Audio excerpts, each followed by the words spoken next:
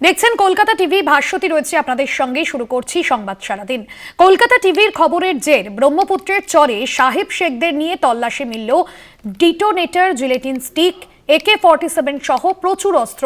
সকাল থেকেই চলছে তল্লাশি অভিযান।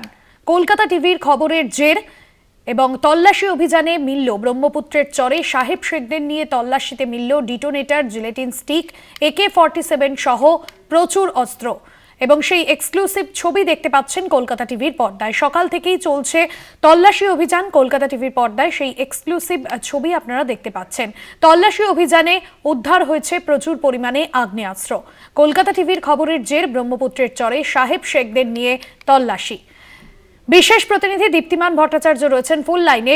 দীপ্তিমান, প্রচুর পরিমাণে আগ্নেয়াস্ত্র উদ্ধার হয়েছে, ঠিক কিভাবে এই তল্লাশি অভিযান চললো? দেখো, যেটা জানা যাচ্ছে এখনো পর্যন্ত যে এদেরকে গ্রেফতার করার পরে কিন্তু সাহেব শেখকে জিজ্ঞাসাবাদ করা হয় এবং যারা রয়েছে তাদেরকে দফায় দফায় জিজ্ঞাসাবাদ করার পরেই কিন্তু তাদেরকে নিয়ে সকালবেলা একটি স্পেশাল টিম তৈরি করে তাদেরকে পাঠানো হয় এবং তারা গিয়ে এই বিভিন্ন জায়গায় যখন তারা তল্লাশি করছিল সেই সময় তারা ব্রহ্মপুত্রের চর যখন খোদাই করতে শুরু করে সেইখানেই কিন্তু উদ্ধার হয়।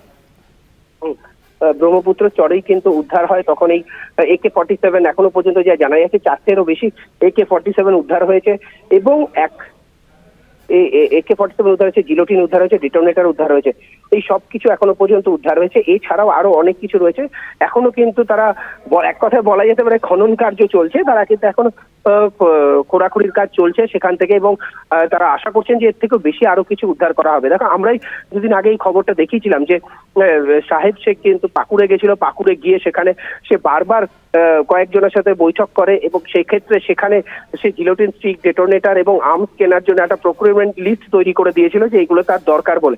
সেক্ষেত্রে এইটা দেওয়ার পর তারা সেখান থেকে কতগুলো নিয়েছিল বা নিতে পারেনি, তারা সত্যি কথা বলছে কিনা সেই বিষয়গুলো এখন কিন্তু খতিয়ে দেখা হচ্ছে। লাইন অফ রুটটাকে তৈরি করার চেষ্টা হচ্ছে যে কোথা থেকে তারা এই আর্মস গুলো নিয়ে আসতো, এই ডেটোনেটর, জিলোটিন স্টিক যেগুলো নিয়ে এসছে সেগুলো কোথা থেকে নিয়ে এসছে, কিভাবে নিয়ে এসে তারা কোথায় রেখেছিল, এই ব্রহ্মপুত্র চরে কতদিন ধরে তারা ট্রেনিং দিচ্ছিল। এখানে মূলত কিন্তু ট্রেনিং চলছিল। এই ট্রেনিংটা কিভাবে দেয়া হতো, কারা কারা এখানে আসতো ট্রেনিং দিতে, সেটাও এখন কিন্তু সব থেকে বড় প্রশ্ন এবং তারা কিন্তু এখন সেই বিষয়গুলোকে খতিয়ে দেখছে যে এখানে ট্রেনিং দিতে কারা আসতো, কারা কারা ট্রেনিং দিত, কোথায় ট্রেনিং হতো, কখন সেখানে ট্রেনিং হতো এবং এই ট্রেনিং চললে পরে এতদিন পর্যন্ত কেউ জানতে পারেনি কেন। এই সব প্রশ্নগুলো একের পর এক উঠে আসছে এবং এগুলো এখন তদন্ত করে দেখা হচ্ছে।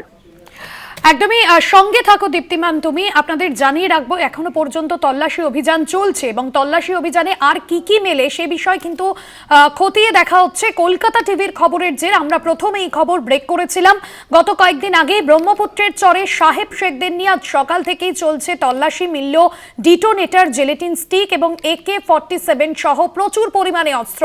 সেই ছবি, সেই কলকাতা টিভির পর্দায় সেই এক্সক্লুসিভ ছবি আপনাদের সামনে তুলে ধরছি। সকাল থেকেই চলছে তল্লাশি অভিযান।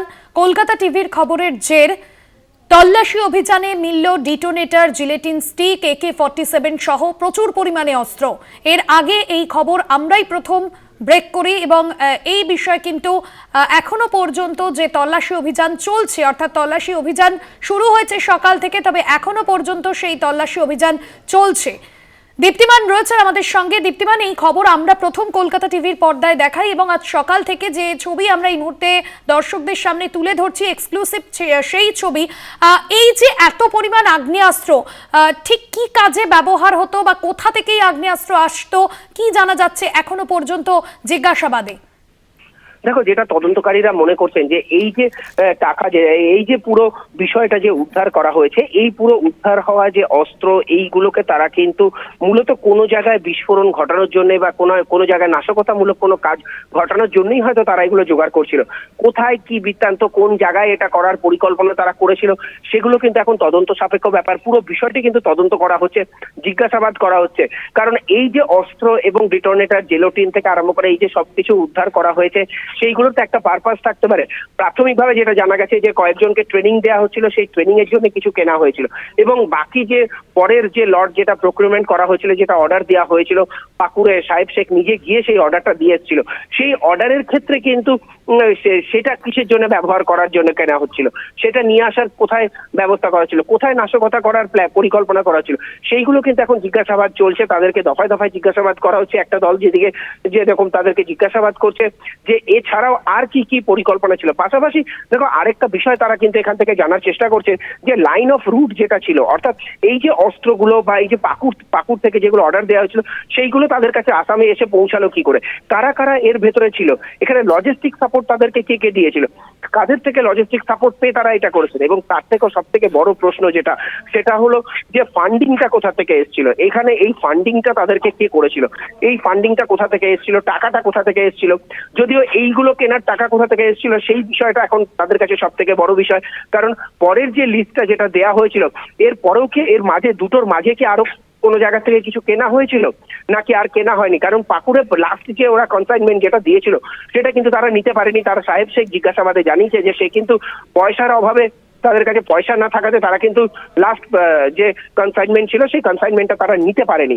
সুতরাং তারা লাস্ট কনসাইনমেন্ট যেটা ছিল তার আগে কি তারা কোনো আরো কিছু প্রকিউর করেছিল কিনা, কেনাকাটা করেছিল কিনা, সেই বিষয়গুলো কিন্তু এখন জিজ্ঞাসাবাদ চলছে, তাদের থেকে জানার চেষ্টা করা হচ্ছে। অর্থাৎ এই যে ব্রহ্মপুত্র চর থেকে এই যে পুরো বিষয়গুলো উদ্ধার হয়েছে, এই যে ট্রেনিং ক্যাম্প তারা চালাতো, ওখানে দীর্ঘদিন ধরে এই ট্রেনিং ক্যাম্প চালিয়েছেন, কিভাবে এই ট্রেনিং ক্যাম্প চালানো হলো, কারা কারা সেখানে যেত, দেখে এখানে কিন্তু এই রাজ্য থেকে কেউ গেছে কিনা সেটাও যেরকম একদিক দিয়ে খতিয়ে দেখা যাচ্ছে, কোন কোন জায়গা থেকে লোকেদেরকে নিয়ে এসে এখানে রাখা হয়েছিল। এমনকি এখানে অনেকে আছে, সাহেব শেখ যেরকম চলে গেছিল কেরালে, সুতরাং এখানে ট্রেনিং নিয়ে অন্যদেরকে কি অন্য স্টেটে পাঠিয়ে দেওয়া হয়েছে, তাদেরকে কি কাজের জন্য সেখানে পাঠিয়ে দেওয়া হয়েছে, নাকি এখানে কোনো স্লিপার সেল তৈরি করা হয়েছিল যে স্লিপার সেলটাকে তারা যখন দরকার পড়বে তখন তারা তাকে অ্যাক্টিভ করবেন বলে রেখেছিল। এরকম বহু প্রশ্ন রয়েছে যেগুলোকে কিন্তু এখন উঠে আসছে, এবং সেগুলোকে নিয়ে এখন তারা তদন্তকারীরা জিজ্ঞাসাবাদ করছেন এবং সেগুলোকে ব্রেক থ্রু করার চেষ্টা করছে। একদমই ধন্যবাদ জানাবো। দীপ্তিমান ভট্টাচার্য আমাদের বিশেষ প্রতিনিধি ছিলেন ফোন লাইনে। কলকাতা টিভির খবরের জের, ব্রহ্মপুত্রের চরে সাহেব শেখদের নিয়ে তল্লাশি, মিলল ডিটোনেটর, জিলেটিন স্টিক, AK-47 সহ প্রচুর পরিমাণে অস্ত্র। সকাল থেকেই চলছে তল্লাশি অভিযান। এর আগে এই খবর আমরাই প্রথম ব্রেক করি এবং সেই খবর ব্রেকের পরেই আজ সকাল থেকেই কিন্তু যে তল্লাশি অভিযান চলছে, এবং এই মুহূর্তে যে ছবি আপনাদের সামনে তুলে ধরছি, 23শে ডিসেম্বর কলকাতা টিভিতে এক্সক্লুসিভ সেই খবর ব্রেক করা হয়। অসম পুলিশ ও বেঙ্গল STF এর অভিযানে জিজ্ঞাসাবাদ। অন্যদিকে আজ জিজ্ঞাসাবাদ করা যেরকম হচ্ছে, পাশাপাশি সকাল থেকেই চলছে তল্লাশি অভিযান। জিজ্ঞাসাবাদে নানান তথ্য উঠে এসেছে, এবং জিলেটিন, ডিটোনেটর, বন্দুক কিনতে পাকুড়ে যায় জঙ্গিরা, এমনটাই তথ্য আমরা তুলে ধরেছিলাম 23শে ডিসেম্বর। এই খবর আমরা কলকাতা টিভির পর্দায় এক্সক্লুসিভলি ব্রেক করি, সেই ছবি আপনাদের সামনে তুলে ধরলাম 23শে ডিসেম্বরের সেই খবর।